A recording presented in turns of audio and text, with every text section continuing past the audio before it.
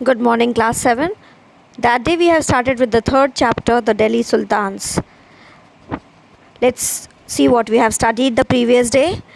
Okay, before this, when we have done the second chapter, we have talked about the South India. We have never discussed about Delhi because Delhi had no importance at that time. Delhi got its importance during the reign of Tomars, the Rajput rulers, who were later defeated by the Chauhans of Ajmer. From that time period, the Delhi started getting the importance. So, what we have studied the previous day was we have talked about the rulers like Iltutmish, Qutbuddin Aibak. Okay, and I would like to tell you that there is a section of historians who believe that these rulers were sometimes called as the slave. This dynasty was sometimes known as the slave dynasty. The reason being that Qutbuddin Aibak, he was a slave of Muhammad Ghori, and when Muhammad Ghori left India, he left behind Aibak as his subordinate to take care of the empire or the places which he has captured. And thereafter, in 1206, Qutbuddin Aibak ascended the throne. He was the ruler till 1210, that is for 4 years, and it is believed that he died while playing polo. After him, he was succeeded by his son-in-law, that is Iltutmish. He was also the slave of of Aibak. So, but then the later rulers were not the slaves. So, therefore, there is a group of historians who do not agree to the term that they should be called as the slave dynasty.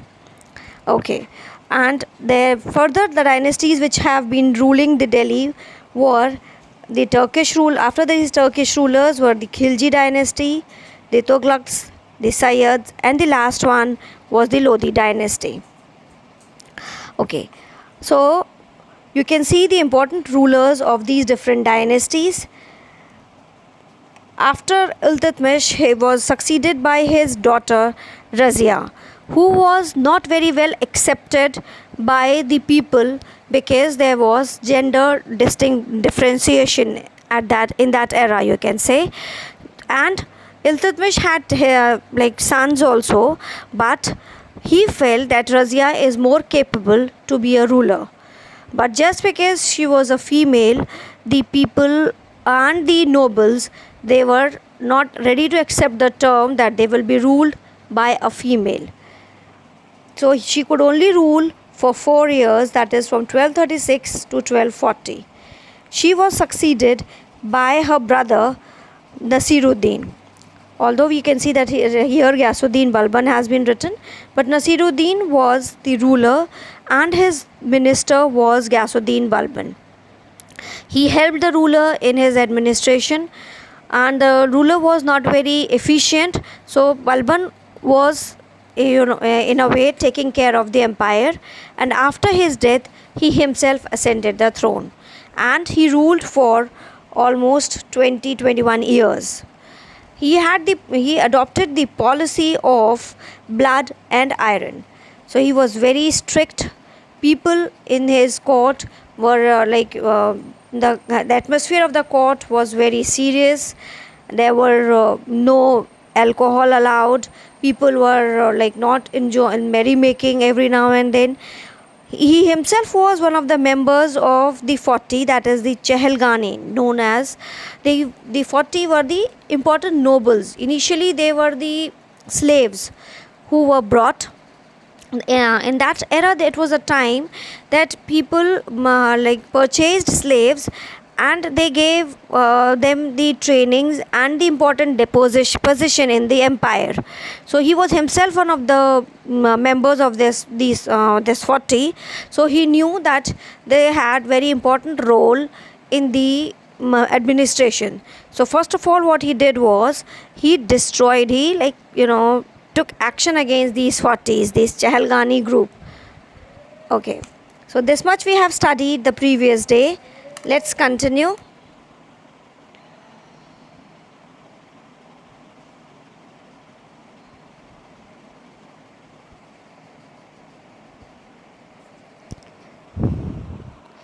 The masjid, a mosque. Okay, you can see the picture. It is Qatul Islam Mosque and minaret. It was built during the last decade of the 12th century. This was the congregational mosque of the first city built by the Delhi Sultans, described in the chronicles as Delhi-e-Kohna. This is the oldest part, the oldest city. The mosque was enlarged by Iltutmish and Alauddin Khilji. The minar was built by two sultans, Qutbuddin Aibak and Iltutmish. Now, first of all, what is a congregational mosque? Congregational means where an assembly of people they gather for the purpose of prayer, and one person is there who acts as the head, and he you can say, deliver the sermons or the prayers, and the rest of the people they follow it. So this was built by Aibak and Iltutmish. Now, what is the masjid? A mosque is called a masjid in Arabic, literally a place where a Muslim prostrates in in reverence to Allah. In a congregational mosque, Masjid-e-Jami or Jama Masjid, Muslims read their prayers, that is namaz, together. Members of the congregation chose the most respected, learned male as their leader, Imam, for the rituals of prayer. He also delivers the sermons, khutbah, during the Friday prayer. During prayer, Muslims stand facing Mecca. In India, this is to the west. This is called the Qibla. So people they stand in the mosque, they look towards in the direction where Mecca is, and they are given directions by the Imam. Then you can see this figure again. It is the Begumpuri Mosque. It was built in the reign of Muhammad Tughlaq, and it was one of the main mosques of Jahanpana. Jahanpana again is the city of Delhi, the sanctuary of the world, his new capital in Delhi. The Delhi Sultan built several mosques in cities all over the subcontinent. These demonstrated their claims to be protectors of Islam and Muslims. Mosques also helped to create the sense of a community of believers who shared a belief system and a code of conduct. It was necessary to reinforce this idea of a community because Muslims came from a variety of backgrounds. Mot ki Masjid, that is built in the reign of Sikandar Lodi by his minister. Then you can see again one of these. So these you can see the difference in the architecture which these mosques have built. Then here is the mosque of Jamali Kamali, built in late 1520s. A closer look. Administration and consolidation under the Khiljis. The consolidation of a kingdom as vast as Delhi Sultanate needed reliable governors and administrators. Rather than appointing aristocrats and landed chieftains as governors, the Delhi Sultans, especially Iltutmish, favored their special slaves purchased for military service, called Bandagan in Persian. They were carefully trained to man some of the most important political offices in the kingdom. Since they were totally dependent upon their master, the Sultan could trust and rely upon them. So you can see that the slaves were given the importance, and the slaves, since they were dependent on the rulers, they were the ones rulers would easily trust them. The sultans were advised a slave whom one has brought up and promoted must be looked after for its need a whole lifetime, and good luck to find a worthy and experienced slave. Wise men have said that a worthy and experienced slave is better than a son. Can you think of any reason? just because the slave was dependent on the ruler, and ruler then therefore the ruler could easily trust that slave. The Khiljis and Tughlaqs continued to use Bandagan and also raised people of humble birth who were often their clients to high political position. They were appointed as generals and governors. However, this also introduced an element of political instability. So the Khiljis and the Tughlaqs, they used people from these Bandagans, they promoted them, and the people who were from humble birth, they were also given the high ranks in the administration. Slaves and clients were loyal to their masters and patrons, but not to their heirs. New sultans had their own servants. As a result, the accession of a new monarch often saw conflict between the old and the new nobility. The patronage of these humble people by the Delhi Sultan also shocked many elites, and the authors of Persian Tawarikh criticized the Delhi Sultans for appointing the low and base born to high offices. Officials of Sultan Muhammad Tughlaq. Sultan Muhammad Tughlaq appointed Aziz Khumar, a wine distiller, Feroz Hajam, a barber, Manka Tabak, a cook, and two gardeners, Ladha and Pira, to high administrative posts. Ziauddin Burni, a mid 14th century chronicler, reported their appointment as a sign of the Sultan's loss of political judgment and his incapacity to rule. Why do you think Burni criticized the Sultan? It's very understandable that there was discrimination in that era, and these people could not digest that people from these backgrounds were raised to high positions. Like the earlier sultans, the Khiljis and Tughlaqs monarchs appointed military commanders as governors of territories of varying sizes. These lands were called Ikta and their holders were called Iktidars or Mukti. So the way earlier sultans have done, same ways the Khiljis and Tughlaqs, they also continued.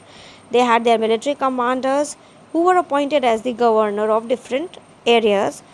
The sizes could vary, and these lands were known as Ikta, and therefore the landowners were known as Iktidars or Mukti and Muktidars. The duty of Muktis was to lead military campaign and maintain law and order in their Ikta in exchange for their military services. The Muktis collected the revenue of their assignments as salary. They also paid their soldiers for these revenues. Control over Muktis was most effective if their office was not inheritable and if they were assigned Iktas for a short period of time before being shifted. So now what they had to do was they had to maintain the armed forces. They got the salary from the revenues which they collected from that area, from that Ikta, and they had to pay the soldiers their salaries. If they were assigned, now they paid the soldiers revenue. Control over Mukti was effective if their offices.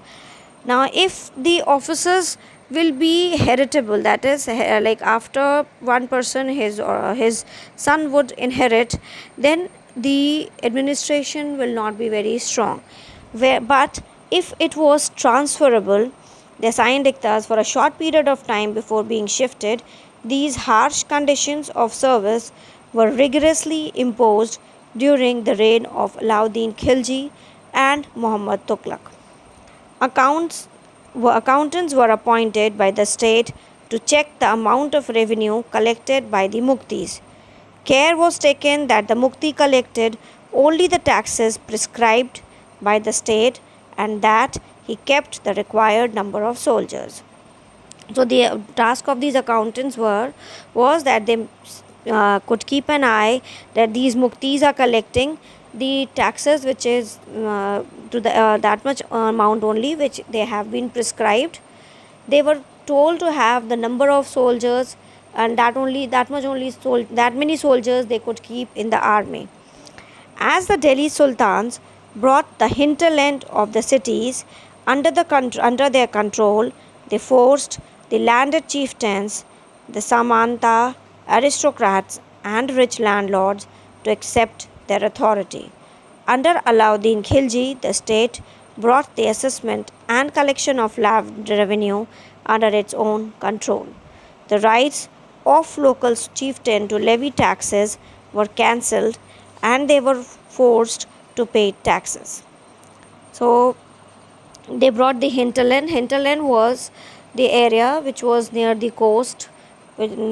So initially the sultan were not able to have a control on them, but later on Delhi sultan had control over the hinterlands. And under Alauddin Khilji's market policy, the land was measured, proper assessment was done, and the collection was done by the state. The rights to local chieftain to levy were cancelled. So they had to pay the taxes. The sultan's administrators measured the land, kept careful accounts. Some of the old chieftains and landlords served the sultanate as revenue collectors and assessors.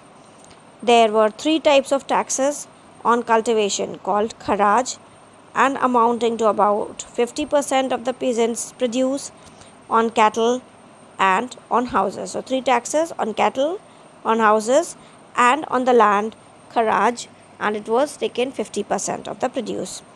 It is important to remember that large part of the subcontinent remained outside the control of the Delhi sultans. It was difficult to control distant provinces like Bengal from Delhi, and soon after annexing southern India, the entire region became independent. Even in the Gangetic Plain, there were forested areas that Sultanate forces could not penetrate. Local chieftains established their rule in these regions. Sometimes rulers like Alauddin Khilji and Muhammad Tughlaq could force their control in these areas, but only for short duration. So it was very obvious to maintain this huge empire was difficult. If they annexed Bengal and moved towards south, then Bengal declared itself independent. So it was difficult, but Muhammad Tughlaq and Alauddin Khilji could maintain their control over these regions, but only for short period. So that is all for today, class. Take care of yourselves. Please revise the chapter, and we will finish it off in the next class. Thank you. Take care.